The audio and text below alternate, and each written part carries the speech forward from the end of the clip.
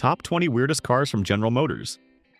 General Motors, a giant corporation that created iconic cars but also never stopped experimenting with the wildest ideas. GM always pioneered automotive design and technology, but the world wasn't always ready for their GM pushed the boundaries. Get ready, because what you're about to see might just make you ask, what was GM thinking when they built these cars? Buick Y-Job, 1938. Concept car. Next up is the Buick Y-Job, a car that holds a special place in history as the automotive industry's first recognized concept car. Designed by Harley Earl, GM's legendary design director, this car was a true vision of the future. The Y-Job introduced ideas that seemed far-fetched in 1938, including hidden headlights, power windows, and sleek aerodynamic styling. At the time, these features seemed out of this world, but they paved the way for innovations that would become common decades later.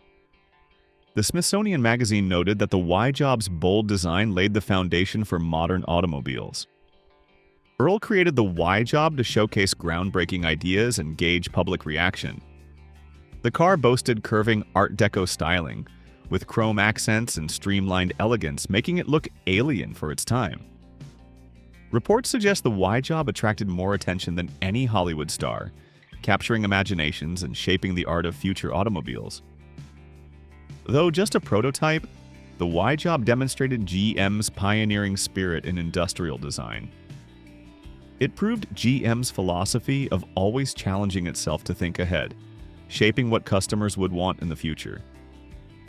With the Y-Job, GM didn't hesitate to introduce bold ideas, even if the world wasn't quite ready for them.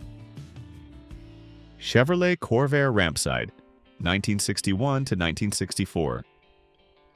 Back in 1961, Chevrolet looked at the pickup truck market and decided everything other companies were doing was wrong. Enter the Corvair 95 Rampside.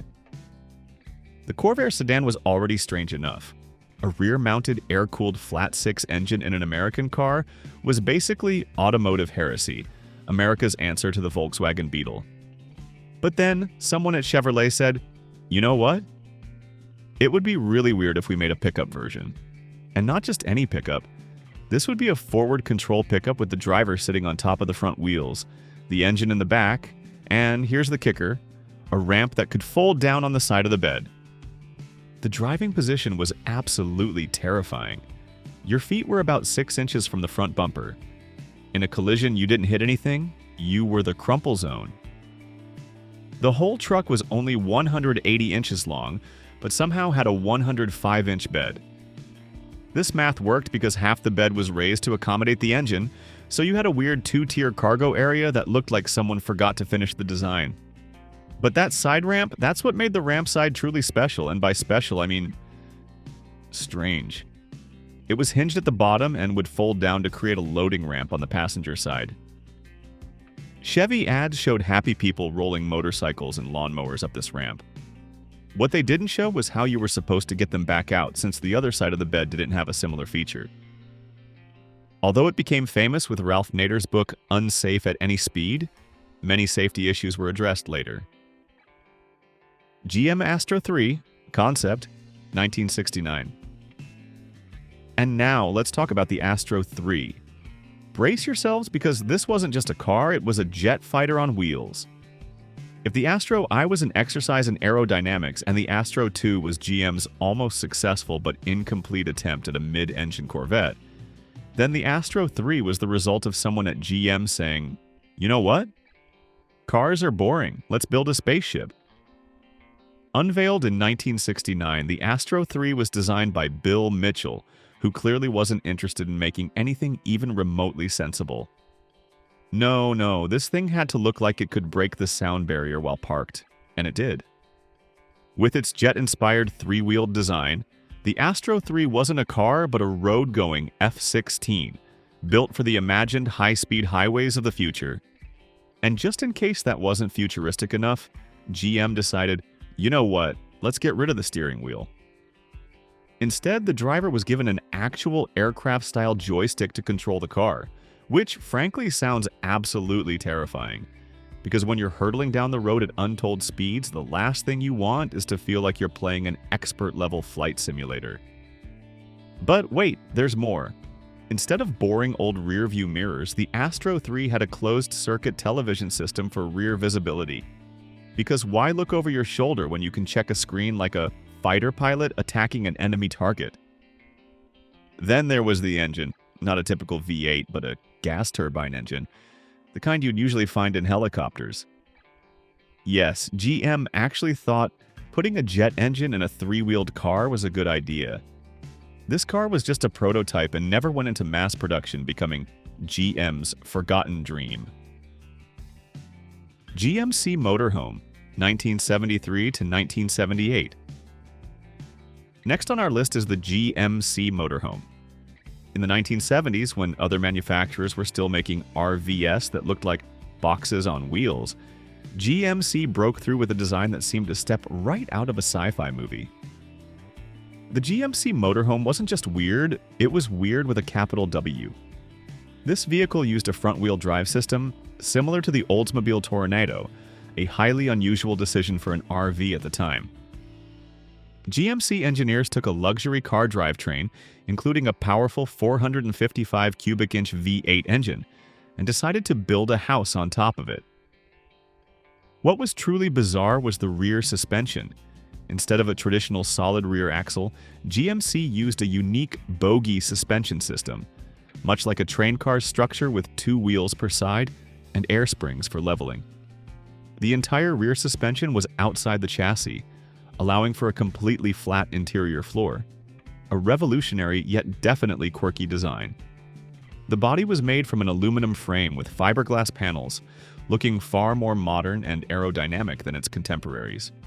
These vehicles were so well built that, almost 50 years later, an estimated 9,000 of the original 12,921 units are still on the road.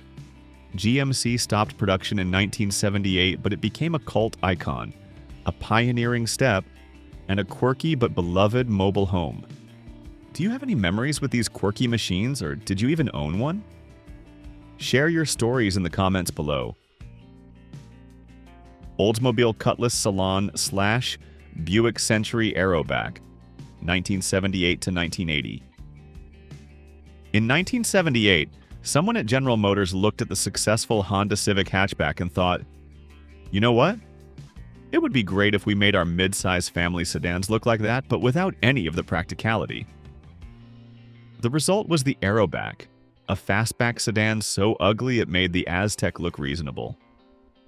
Buick and Oldsmobile were stuck with this aerodynamic monstrosity, while Chevrolet and Pontiac got more normal-looking cars. Guess which one sold better? The Aeroback was part of GM's downsizing initiative, cutting 600 pounds and 4 inches from their mid-size cars. That part made sense. What didn't make sense was the styling.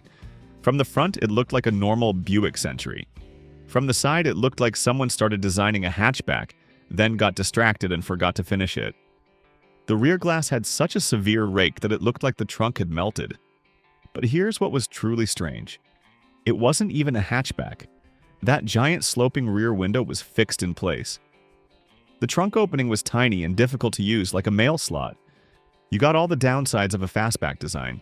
Poor rear visibility, cramped back seats, bizarre proportions, without any of the cargo flexibility of a true hatchback. It was as if GM's designers had seen a photo of a European 5-door hatchback, but didn't understand what made it useful. Although the initial design was supposed to be a hatchback, to save costs, GM eliminated the rear door and made it a fixed rear window.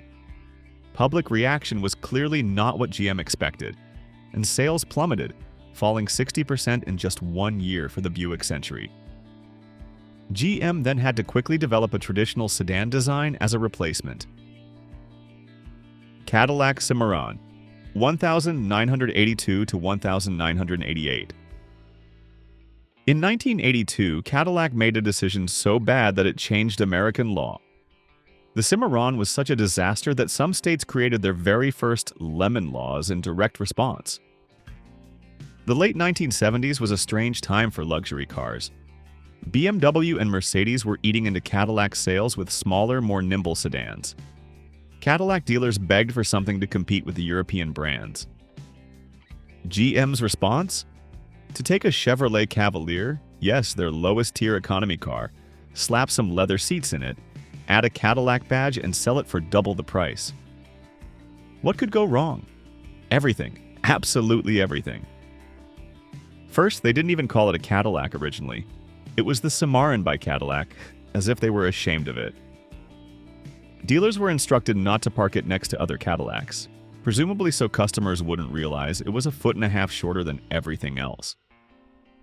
They equipped it with the same anemic 88-horsepower four-cylinder engine as the Cavalier, the first Cadillac with a four-cylinder engine since 1914. Road and Track tested one and reported a 0 to 60 miles per hour time of 15.9 seconds, almost 16 seconds to reach highway speed in a Cadillac. Modern golf carts are faster. The 3-speed automatic transmission was borrowed from GM's small car program and would literally disintegrate under the immense pressure of moving this leather-wrapped penalty box. Its price was $12,000 in 1982, equivalent to about $40,000 today, for a Cavalier with a Cadillac badge. The Cimarron became a symbol of everything that was wrong with GM, so much so that business schools still use it as a case study of how not to build a luxury car. Pontiac Fiero, 1984 to 1988. The Pontiac Fiero, 1984 to 1988, broke new ground as GM's first mid-engine sports car and one of the few affordable options of its kind. Its innovative use of composite body panels and a space frame structure was years ahead of mainstream auto manufacturing. Even more impressively, the Fiero managed to deliver the looks and handling of a sports car while still achieving notable fuel efficiency. As Popular Mechanics noted, the Fiero was a true predecessor to today's exotic-inspired cars, also known as affordable mid-engine sports cars. Despite being a bold and beloved idea, the Fiero faced criticism for its initial engine performance and less than impressive ride. This issue, mainly related to the original four-cylinder engine, seriously hurt the Fiero's reputation, although it was later remedied with more powerful V6 versions. While an affordable sports car, the Fiero's mid-engine design remained a rarity among American cars, offering unique handling. Oldsmobile Toronado Troféo, 1985. The 1985 Oldsmobile Toronado Troféo is a fantastic example of how far ahead of its time General Motors was in integrating technology into cars, even if the world wasn't ready for it. This car was known as a digital technology pioneer because it featured one of the very first integrated touchscreen computer systems in a mass-produced car. In the mid-'80s, when most cars still only had mechanical buttons and dials, having a touchscreen to control car functions was an almost sci-fi idea. This advanced system allowed the driver to control various features, from climate control and the radio to rudimentary navigation functions. Technology a generation ahead of its time. Imagine having GPS-like capabilities and full climate control at your fingertips in a car from 1985. Despite its groundbreaking technology, the Toronado Troféo maintained the muscular, sporty look characteristic of the 1990s, creating a unique blend of traditional beauty and modern technology. Unfortunately, the Troféo's technology was often overlooked or unappreciated at the time, perhaps because it was too new and uncommon.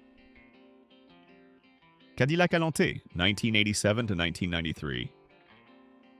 What if I told you that in 1987, Cadillac built a car so expensive and complex that they had to fly its body shells from Italy to Detroit on a specially modified Boeing 747?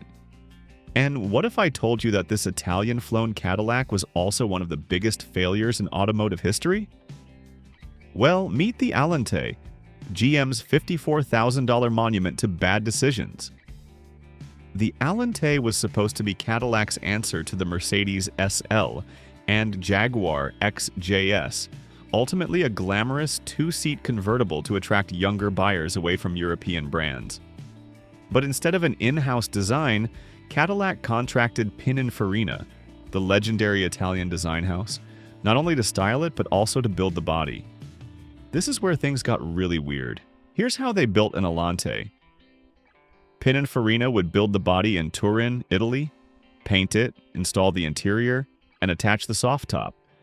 Then, they would load 56 body shells onto a specially modified Boeing 747 and fly them to Detroit. GM called this the Allanté Air Bridge and claimed it was the longest assembly line in the world. In Detroit, they would connect these Italian bodies to a modified Eldorado chassis and drivetrain. This shipping cost increased the car's price and led to its failure due to being too expensive. The highest price of other Cadillac models at the time hovered around $30,000, while this new coupe started at $54,000, with no significant differences other than the Italian styling. With a 4.1-liter V8 engine producing only 170 horsepower, it was even slower than most family sedans of its time, and soft-top leakage issues were also a big drawback. Do you think GM should continue experimenting with even stranger ideas? Type yes or no in the comments. GMC Syclone/Typhoon, 1991 to 1993. A pickup truck faster than a Ferrari? That was the GMC Syclone, a compact pickup with a turbocharged V6 engine capable of accelerating from 0 to 60 miles per hour in under 5 seconds. Produced in 1991, it stunned the world with sports car performance in a design originally intended for hauling materials. The Syclone featured all-wheel drive, sinister black paint, and had absolutely no interest in towing. In fact, towing was not recommended for these vehicles, and the Syclone's payload was rated at only 500 pounds, making it a truly weird pickup truck. The GMC Typhoon was the SUV version of the Syclone, also equipped with a turbocharged V6, creating a quick street SUV out of an ordinary vehicle. Both of these vehicles used a turbocharged V6 engine and were powerful enough to keep up with a Porsche 911 of the same era. With fewer than 3,000 units produced, the Syclone was a crazy GM moment that became legendary. A strange idea? Maybe. A brilliant one? Absolutely. Their success built on the success of the Buick Grand National with its turbocharged V6. However, unlike other regular vehicles, they were completely unsuited for the original purpose of a pickup truck or SUV. Dustbuster vans, Chevrolet Lumina APV, Pontiac Transport, Oldsmobile Silhouette, 1990 to 1996. GM's Dustbuster vans looked like they stepped right out of a sci-fi movie. With their sloped noses, enormous windshields, and plastic body panels, they earned the nickname Dustbuster vans. GM aimed for futuristic appeal and wanted to create minivans different from competitor Chrysler, but many families found them more bizarre than practical. Although they offered innovations like galvanized steel space frames and spacious interiors, their styling turned buyers away. They are remembered more for their strange looks than their performance. And that makes them GM's ultimate quirks. GM was desperate to develop a worthy competitor to Chrysler's wildly successful minivan in the mid-80s. The result was 3 new vans for Chevrolet, Pontiac, and Oldsmobile, dubbed the Lumina APV, Transport, and Silhouette. They became the most futuristic-looking vehicles GM ever created, though they represented a future many people never wanted to see. Although these minivans still only had a single sliding door on the passenger side, as the idea of dual sliding doors was still a few years away, inside was a dashboard that seemed large enough to land a plane and a second set of A-pillars to support the incredibly steep windshield. By 1994, the Chevrolet and Pontiac versions were restyled to make the front end less extreme, though strangely Oldsmobile kept the original styling. By 1996, GM had decided to ditch the space frame and plastic panels, replacing them with more conventional steel body designs, turning GM's minivans from weird to boring in just one generation. GM EV1, 1996 to 1999. Imagine a car so strange that when GM decided they didn't want you to own it anymore, they sent armed guards to take them back. A car that customers loved so much they held candlelight vigils when it was discontinued. A car that spawned conspiracy theories, documentaries, and lawsuits. The EV1 wasn't just weird, it was weird with a touch of corporate paranoia. In 1996, General Motors did what no one expected. They built a truly good electric car. The EV1 was a purpose-built electric vehicle with a drag coefficient of 0.19, better than most modern cars. It looked like someone asked a 12-year-old to draw a car from the future, and then they actually built it. The body was made of aluminum and plastic, weighing only 2,900 pounds despite carrying 1,200 pounds of lead-acid batteries. These early cars had a range of about 70 miles, which might not sound like much until you remember this was 1996. Getting 70 miles out of a battery pack was basically magic. But here's the strange part. General Motors didn't sell the EV1. They only leased it, and only in California and Arizona. The lease terms were also bizarre. GM retained ownership and could take the cars back whenever they wanted. By 1999, GM had upgraded the batteries to nickel metal hydride, extending the range to 140 miles. The technology was improving, and customers loved them, so naturally that's when GM decided to kill the program. In 2003, they announced they would cancel all leases and recall all vehicles. Customers begged to buy their cars, they offered legal waivers, they held protests. GM didn't care. They loaded the cars onto trucks and took them away. Most were crushed. Ironically, Elon Musk took over Tesla in response to the crushing of the EV1, and GM has been playing catch-up ever since. The EV1 truly was a car ahead of its time. Chevrolet Caprice, 4th generation, 1991 to 1996. Here's a rare GM car that took a big design risk compared to its predecessor, and still managed to sell over 100,000 units per year for 5 years. Yes, many of those sales were for police and taxis, but still, the Caprice went from being one of the most square and frankly boring large sedans to something entirely the opposite. A shape that many people then, and still today, regarded as looking very much like a whale's tail or whale butt. This radical body design placed on a chassis, engine, and drivetrain virtually unchanged from the 3rd generation Caprice, was initially offered with a body that extended over the rear wheels. This feature was dropped a few years later for a fully open wheel arch, followed by a change to the rear window to help make the overall shape less bulky. A wagon model was also offered, one of the last full-size wagons ever made, stretching over 18 feet long and weighing in at over 4,300 pounds unloaded. It was one of the largest, heaviest cars you could buy anywhere. Like all big sedans of that era, only V8 engines were suitable, ranging from 4.3 to 5.7 liters depending on the intended duty. The same basic look would be inherited by the Buick Roadmaster, and even Oldsmobile brought back its custom cruiser wagon, but only for 2 years. Despite its strange appearance, this was a big design risk with notable success. Pontiac Aztek, 2001 to 2005. Ah, the Aztek. The car that inspired thousands of memes and made every automotive designer in Detroit wake up in a cold sweat. When journalists first saw it at the Detroit Auto Show in 2000, there was an audible gasp from the crowd, and it wasn't a gasp of admiration. Dan Neal of Time magazine said he would never forget that moment.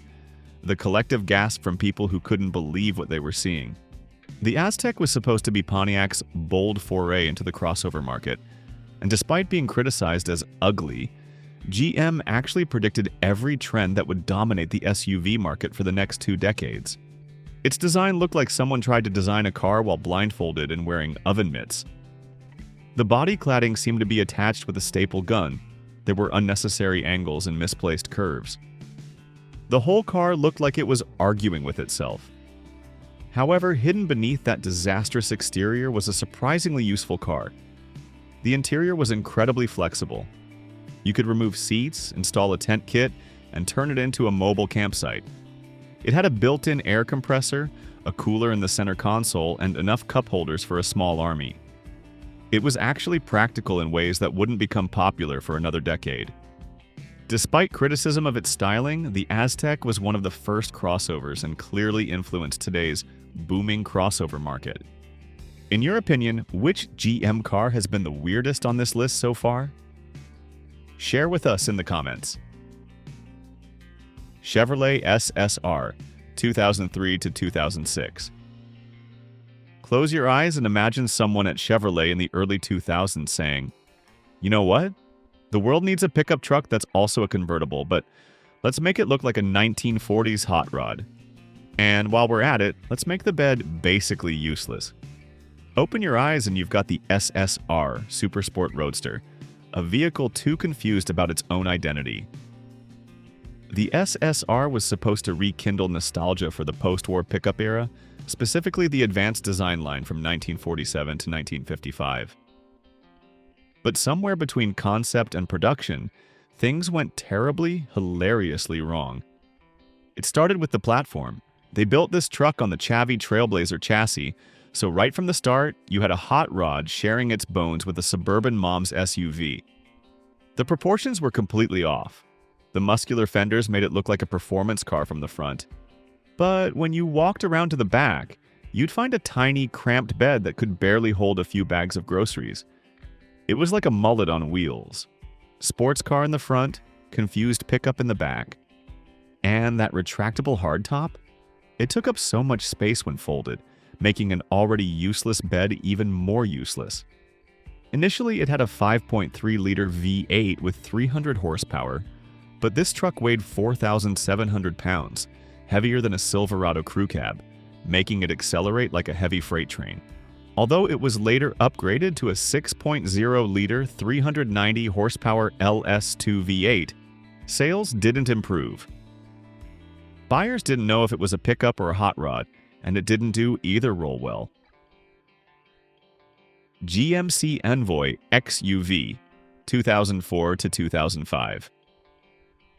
The GMC Envoy XUV was an ambitious vehicle that landed on GM's weird list for trying to do too many things at once without truly excelling at anything.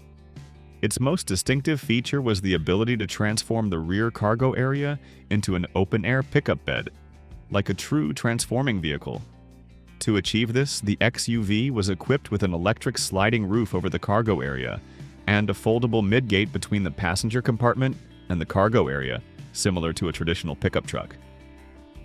The vehicle's tailgate was also versatile, able to open like regular doors or drop down like a pickup tailgate, offering admirable flexibility. The idea behind the Envoy XUV was to offer the flexibility of an SUV combined with the cargo capacity of a pickup, but in practice it became less practical for both purposes. When the roof was open and the midgate folded, the rear area wasn't completely sealed, causing issues with temperature and noise in the cabin, reducing passenger comfort.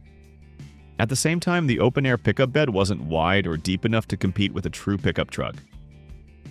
As a result, the Envoy XUV was only produced for 2 short years, 2004 to 2005, due to low sales. Chevrolet HHR SS Panel Van, 2009. This is an example of GM trying to jump on the retro styling craze of the early 2000s. But instead of a unique design, what most people thought when they saw the Chevy HHR upon its 2005 debut was a knockoff. Many believed it looked like a bigger Chrysler PT Cruiser. What many observers might not have realized is that the HHR's designer was Brian Nesbitt, whom GM had hired from Chrysler after he designed the PT Cruiser. Since the PT Cruiser was one of Chrysler's hottest cars right after its 2001 launch, GM hoped they could replicate that success. However, by the time the HHR launched, interest in the PT Cruiser and retro-styled cars in general had passed its peak. The HHR wasn't exactly a sales failure, at least initially, with over 105,000 units sold in its best sales year of 2007.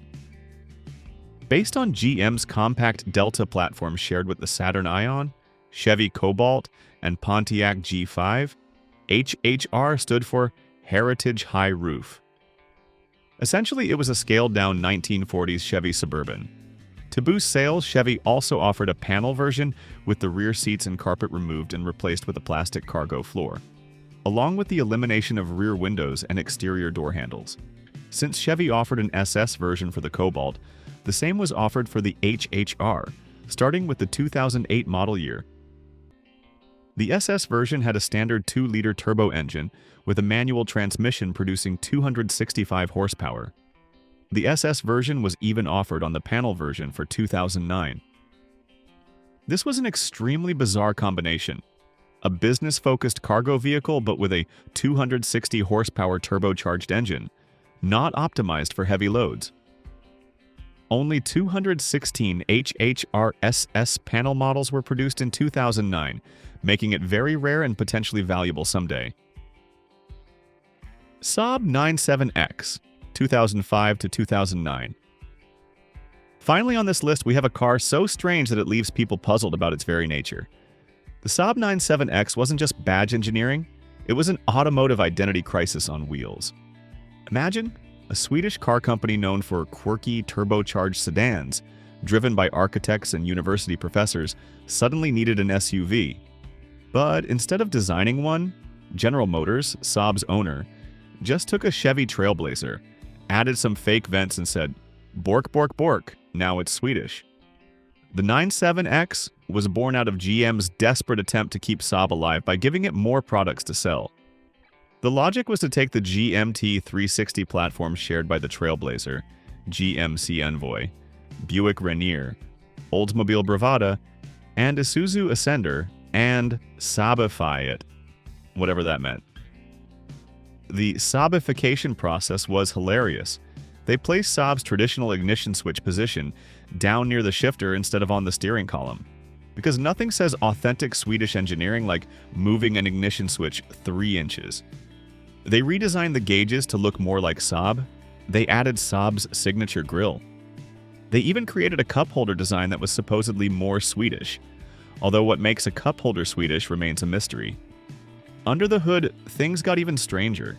You could have it with an old-fashioned American 4.2-liter inline-6 engine, very un-Saab-like, or exclusively for 2008, you could get the Aero model with a 6.0-liter 390 horsepower LS2 V8. Yes, the same engine from a Corvette in a Saab. It was like finding meatballs in your sushi. Sure, both are food, but they don't belong together. The result was a car that with your friends, so you don't miss out on other interesting stories. Until next time, stay weird, keep driving, and remember that sometimes the best cars are the ones that make the least sense.